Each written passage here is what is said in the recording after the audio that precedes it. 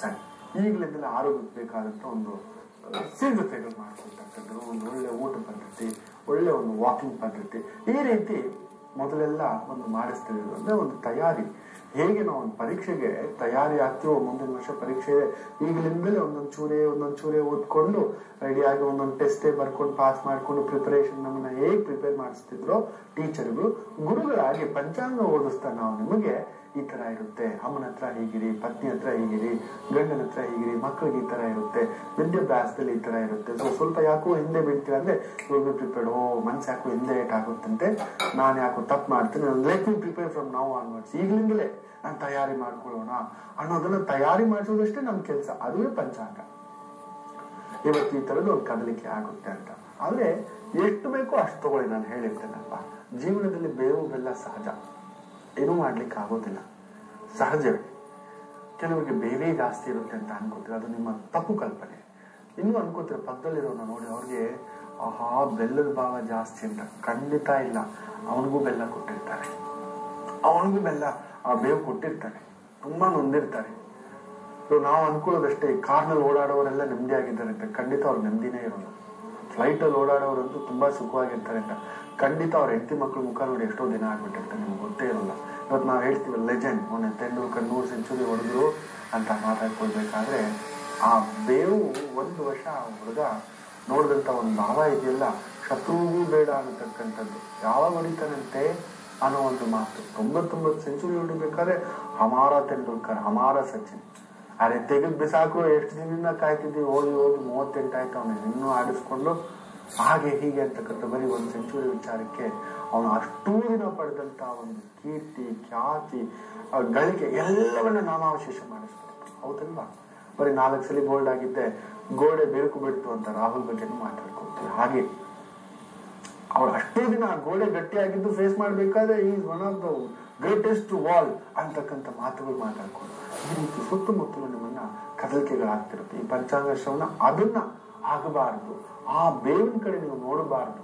ಇನ್ನಷ್ಟು ಗಟ್ಟಿ ಆಗಬೇಕು, ಇನ್ನಷ್ಟು ಗಟ್ಟಿ ಆಗ್ಬೇಕು, ಇನ್ನಷ್ಟು ಸ್ಟ್ರಾಂಗ್ ಆಗ್ಬೇಕು, ಅದನ್ನ ಮಾಡಿಸೋದಷ್ಟೇ ನಮ್ಮ ಕೆಲಸ.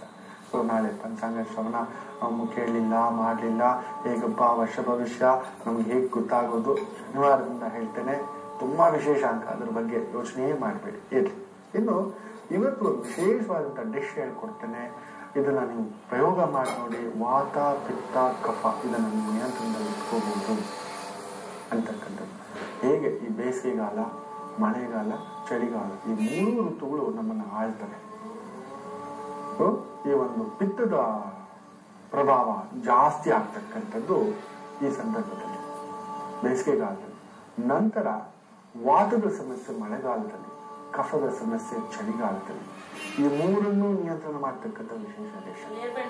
ಹಾಗೂ ಎಣ್ಣೆ ಸ್ನಾನ, ಅಯ್ಯೋ ಮೃಗ ಅದನ್ನು ಮಾತ್ರ ಹೇಳಿಲ್ಲ, ತುಂಬಾ ಅದ್ಭುತ. ಇವತ್ತು ಎಲ್ಲಿ ನೋಡಿದ್ರು ಮಂಡಿ ನೋವು, ಸೊಂಟ ನೋವು, ಕುತ್ತಿಗೆ ನೋವು, ಚರ್ಮ ತುರಿಯುತ್ತೆ, ಹತ್ತುರಿಯುತ್ತೆ, ತಲೆಯಲ್ಲಿ ಹೊಟ್ಟೆ ತುಂಬಿಕೊಂಡಿದೆ.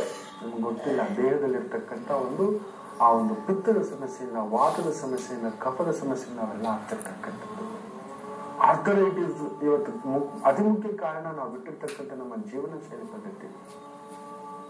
ಇವತ್ತೇನಾದ್ರೂ ಒಂದು ಅಪೆಂಡಿಸ್ ಅದು ಇದು ಅಂತಕ್ಕಂಥ ಸಮಸ್ಯೆಗಳಾಗ್ತಿದೆ, ಸರಿಯಾಗಿ ಒಂದು ಹೊಟ್ಟೆ ನೋವು, ಕೆಲವೊಂದು ಯಾವಾಗ ನೋಡಿದ್ರು ಜ್ವರ, ಯಾವಾಗ ನೋಡಿದ್ರು ಕಾಯಿಲೆ ಅಂದ್ರೆ ನಮ್ಮ ಒಂದು ವೆಸ್ಟರ್ನ್ ಟಾಯ್ಲೆಟ್ ಸಿಸ್ಟಮ್ ಪದ್ಧತಿ. ಒಂದೊಂದೆಲ್ಲ ಹೇಳಿಕ್ಕೆ ನಮ್ಗೆ ಯಾವಾಗ ನೋಡಿದ್ರು ಮೂಗಿನ ಸೋಡ್ತಿದೆ, ಸೈನಸ್ ಪ್ರಾಬ್ಲಮ್, ಮೈಗ್ರೇನ್ ಪ್ರಾಬ್ಲಮ್ ಅಂದ್ರೆ ನಮ್ ತಣ್ಣೀರಿನ ಸ್ನಾನ ಬಿಟ್ಟಿರೋ ಒಂದು ಪದ್ಧತಿ.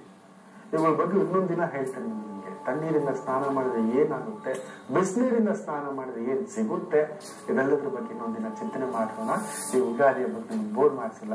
ವಿಶೇಷವಾಗಿ ಮಿಡಿ ಮಾವಿನಕಾಯಿ ತಗೊಳ್ಳಿ, ಸ್ವಲ್ಪ ಬೇವಿನ ಹೂ ಸ್ವಲ್ಪ ತಗೊಳ್ಳಿ, ಉಪ್ಪು, ಹಸಿ ಮೆಣಸಿನಕಾಯಿ ಕಂಪಲ್ಸರಿ ತೆಗೆದುಕೊಳ್ತಕ್ಕಂಥದ್ದು, ಹಳೆ ಹುಣಸೆ ಹಣ್ಣು ಸ್ವಲ್ಪ ತಗೊಳ್ತಕ್ಕಂಥದ್ದು, ಬೆಲ್ಲ, ಈ 6 ಕೂಡ ಹಾಕಿ ಜಜ್ಜಿ ಮಾಡ್ತಕ್ಕಂಥ ಪಚಡಿ ಇದೆಯಲ್ಲ, ಗೊಜ್ಜು, ಈ ವಾತ ಪಿತ್ತ ಕಫ ಈ 3 ನಿಯಂತ್ರಿಸುತ್ತೆ.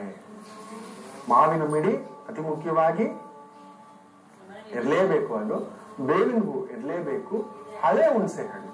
ನಿಮ್ ಹಿರಿಯರು ಗೊತ್ತಿರುತ್ತೆ ಹಳೆ ಹುಣಸೆ ಹಣ್ಣು ಅಂದ್ರೆ ಹೇಗೆ ಅಂತ ಹೇಳ್ತಾರೆ. ರುಚಿಗೆ ತಕ್ಕಷ್ಟು ಉಪ್ಪು, ರುಚಿಗೆ ತಕ್ಕಷ್ಟು ಹಸಿ ಮೆಣಸಿನಕಾಯಿ, ಇದನ್ನ ಕಂಪಲ್ಸರಿ ಹಾಕ್ತಕ್ಕಂಥದ್ದು, ಹಾಗೂ ಬೆಲ್ಲ ಇದನ್ನ ಹಾಕ್ಬೇಕು. ವ್ಯವಸ್ಥೆ ಇದ್ರೆ ಸಿಕ್ಕರೆ ಸ್ವಲ್ಪ ಕಬ್ಬು ಕೂಡ ಹಾಕೋಬಹುದು. ಇಷ್ಟನ್ನು ಸೇರಿಸ್ಬಿಟ್ಟು ಜಜ್ಜಿ ಬಿಟ್ಟು ಒಂಥರ ಗೊಸ್ತರ ಮಾಡ್ಕೊಂಡು ಅದನ್ನ ಸೇರಿಸಿ ಊಟದಲ್ಲಿ, ಅದರಲ್ಲೂ ಉಗಾದಿ ಹಬ್ಬದ ದಿನ ಸೇರಿಸಿ. ಈ ಬೇಸಿಗೆಗಾಲದಲ್ಲಿ ಒಂದು 2 ತಿಂಗಳು ಸೇರಿಸಿ, ವಾರದಲ್ಲಿ ಒಂದಿನ ಆದ್ರೂ ಸೇರಿಸಿ ನೋಡಿ. ಈ ಕಫ ಒಳಗಡೆ ನಮ್ಗೆ ಗೊತ್ತಿಲ್ಲದೇನೆ ಈ ಕರಳಲ್ಲೆಲ್ಲ ಕಟ್ಕೊಂಡ್ಬಿಟ್ಟಿರುತ್ತೆ, ಈ ಗಂಟಲೆಲ್ಲ ಕಟ್ಕೊಂಡಿರುತ್ತೆ, ಚಿಕ್ಕ ಕರಳಲ್ಲೆಲ್ಲ ಕಟ್ಕೊಂಡಿರುತ್ತೆ. ಯಾರು ಸರಿಯಾಗಿ ಮಲಮೂತ್ರಗಳನ್ನ ಸರಿಯಾಗಿ ಹೋಗ್ತಾನೋ ಅವನಿಗೆ ಕಾಯಿಲೆ ಅನ್ನೋದೇ ಬರೋದಿಲ್ಲ. 90% ಡಾಕ್ಟರ್ಗಳು ಅದೇ ಹೇಳೋದು, don't control your emotions and also your motions ಅಂತ ಹೇಳ್ತಾರೆ. ಎಮೋಷನ್ ಅಂದ್ರೆ ದುಃಖವನ್ನ, ಒತ್ತಡವನ್ನ, ಖುಷಿಯನ್ನ ತಡೆದಿಟ್ಕೋಬಿಡಿ, ತೆಗಿಬಿಡಿ, ಹತ್ತು ಬಿಡಿ, ಕುಡಿದ್ಬಿಡಿ, ಖುಷಿಯಾಗಿದ್ದು ಬಿಡಿ, ಅರ್ಚು ಬಿಡಿ, ನಕ್ಕು ಬಿಡಿ ಅಂತೆಲ್ಲ ಹೇಳ್ತಾರೆ ಡಾಕ್ಟರ್. ಇಲ್ಲಾಂದ್ರೆ ಮಾನಸಿಕ ರೋಗಿ ಆಗ್ತದೆ ಅಂತ. ಮೋಷನ್ ಕಂಟ್ರೋಲ್ ಮಾಡಿದ ಅಂದ್ರೆ ದೇಹಕ್ಕೆ ಅನಾರೋಗ್ಯ ಆಗುತ್ತೆ ಅಷ್ಟೇ. ಇವುಗಳನ್ನ ಎಲ್ಲ ಬಂದ್ಬಿಡುತ್ತೆ, ಕಣ್ಣೀರು ಬಂದ್ಬಿಡುತ್ತೆ, ಎಲ್ಲ ಮೂಗಿನಿಂದ ಬರುತ್ತೆ, ಕಿವಿಯಿಂದ ಬರುತ್ತೆ. ಅದ್ಭುತ ಇದು. ಇದನ್ನ ಸೇರಿಸಿ ನೋಡಿ, ತುಂಬಾ ವಿಶೇಷ. ಮಾವಿನ ಮೆಡಿಕಾಯಿ ಎಲ್ಲ ಕಡೆ ಸಿಗುತ್ತೆ, ಒಂದು ಚಿಕ್ಕ ಚಿಕ್ಕದು ತಗೊಂಡು ಜಜ್ಜಿ ಬಿಟ್ಟು ನೀಟಾಗಿ ಮಾಡಿಸಿ ನೋಡಿ. ಇದನ್ನ ಹಳ್ಳಿ ಕಡೆ ಮಾಡ್ತಾರೆ. ನನ್ನ ಅಜ್ಜಿ ಹತ್ರ ಕೇಳ್ಕೊಂಡಿರ್ತಕ್ಕಂಥ ಒಂದು ಭಾವ ಇದು. ಇಲ್ಲ ತಿನ್ನಾಲಿರಾ ಬಾಗುಂಟಿದ್ರಾ ಮೇಲೆ ಚೂಡ ಅಂತ. 94 ವರ್ಷ ಅಜ್ಜಮ್ಮ ಹೇಗಿದೆ ಗೊತ್ತಾ, ಕನ್ನಡಕ ಹಾಕಿಲ್ಲಪ್ಪ ಇನ್ನು. ನಾನು ನೋಡಿ ಇನ್ನು 40 ಆಸುಪಾಸು ಕನ್ನಡಕ ಹಾಕ್ಬಿಟ್ಟಿದ್ದೇನೆ, ಇನ್ನು ಕನ್ನಡಕ ಹಾಕಿಲ್ಲ. ಅಜ್ಜನೂ ಹಾಕಿಲ್ಲ, ಅಜ್ಜಿನೂ ಹಾಕಿಲ್ಲ. ಕುಳಿತ್ಕೊಂಡು ಎಷ್ಟು ಅಚ್ಚುಕಟ್ಟ ಕುತ್ಕೊಂಡು, ಆ ಕೈ ತುಂಬಾ ಬಳೆ, ಮೈ ತುಂಬಾ ಬಟ್ಟೆ, ಇಲ್ಲೆಲ್ಲ ಒಂದು ಇದು, ಇಲ್ಲು ಸೊಂಟಕ್ಕೆ, ಕಾಲಿಗೆ ಈಗಲೂ ಕಾಲ್ಗೆಜ್ಜೆ ಆ ಕಡಗ ಎಲ್ಲ ಹಾಕಿಟ್ಟಿದೆ. 3 ಬೆರಳಿಗೂ ಕಾಲುಗಳು ಹಾಕಿಟ್ಟಿದೆ. ಎಷ್ಟಿಷ್ಟು ದಪ್ಪದ ಇದು ಹಾಕಿಟ್ಟಿದೆ, ಎಷ್ಟಿಷ್ಟು ದಪ್ಪದ ಇದು ಹಾಕಿಟ್ಟಿದೆ. ಇದೆಲ್ಲ ಇರ್ಬೇಕಪ್ಪ, ಆಗ್ಲೇ ನೋಡಿ ಎಷ್ಟು ಚೆನ್ನಾಗಿ ಗಟ್ಟಿಯಾಗಿರೋದು, ನಿಮ್ಗೇನು ಗೊತ್ತು ಅಂತಕ್ಕಂಥ ಭಾವ. ಎಲ್ಲೋ ನಮ್ಮ ಪ್ರಕೃತಿ ನಿಯಮ ಬದಲಾವಣೆ, ಅದಕ್ಕೆ ಈಗಲೇ ಎಲ್ಲ ಆಗ್ಬಿಟ್ಟಿರೋದು ನಾವು. ಹೌದಲ್ವೋ? ಈ ಯುಗಾದಿಗೆ ಈ ಒಂದು ಅಡಿಗೆಯನ್ನ ಮಾಡಿ ತಿಂತೀರಂತ ಅನ್ಕೋತಾರೆ. ಹೇಳಿ, ನಿನ್ನೆ ವಿಶೇಷವಾದಂತಹ ಒಂದು ಪಿಪ್ಪಲಿ ಅನ್ನೋದ್ರ ಬಗ್ಗೆ ತಿಳಿಸ್ಕೊಡ್ತಾನೆ ಅನ್ನತಕ್ಕಂಥ ಒಂದು ಮಾತು ಹೇಳ್ತೇವೆ. ವಿಶೇಷವಾದಂತ ಒಂದು ಗಿಡ, ಸುತ್ತಲೂ ಬ್ರಹ್ಮದಾರು ಅಂತ ಕೂಡ ಹೇಳ್ತೇವೆ, ಬಸುರಿ ಗಿಡ ಅನ್ನತಕ್ಕಂಥದ್ರ ಬಗ್ಗೆ ಕೂಡ ಹೇಳ್ತೇವೆ ಅಂತ ಹೇಳಿದ್ದೆ. ಏನೂ ಇಲ್ಲಪ್ಪ, ಅದು ಅರಳಿ ಮರ. ಇವತ್ತೇನಾದ್ರೂ ಅಮಾವಾಸ್ಯ, ಪುಷ್ಯ ನಕ್ಷತ್ರಗಳೇನಾದ್ರೂ, ಗುರು ನಕ್ಷತ್ರಗಳು ಮುಖ್ಯವಾಗಿ ಪೂರ್ವಭಾದ್ರ, ವಿಶಾಖ, ಪುನರ್ವಸು ನಕ್ಷತ್ರ ಅಂತ ದಿನ ಬದನಿಕೆ ಅಂತ ಹೇಳ್ತೇವೆ. ಆ ಗಿಡಕ್ಕೆ ಸಂಬಂಧ ಪಡೆದ ಒಂದು ವಸ್ತು ಬೆಳೆದಿರುತ್ತೆ.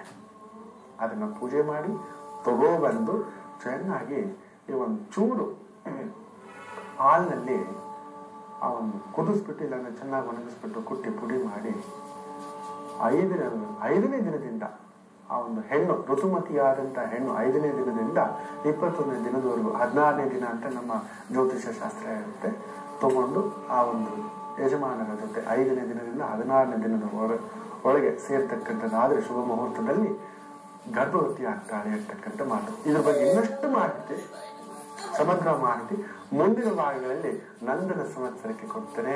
ಸೊ ಈ ಒಂದು ನಂದನ ಸಂವತ್ಸರ ನಿಮ್ಮಲ್ಲಿ ನಂದನವನ್ನ ತರಲಿ, ಇನ್ನಷ್ಟು ಹರ್ಷವನ್ನ ತರಲಿ, ಒಳ್ಳೆದಾಗ್ಲಿ. ಬಹಳಷ್ಟು ಮಾಹಿತಿಗಳನ್ನ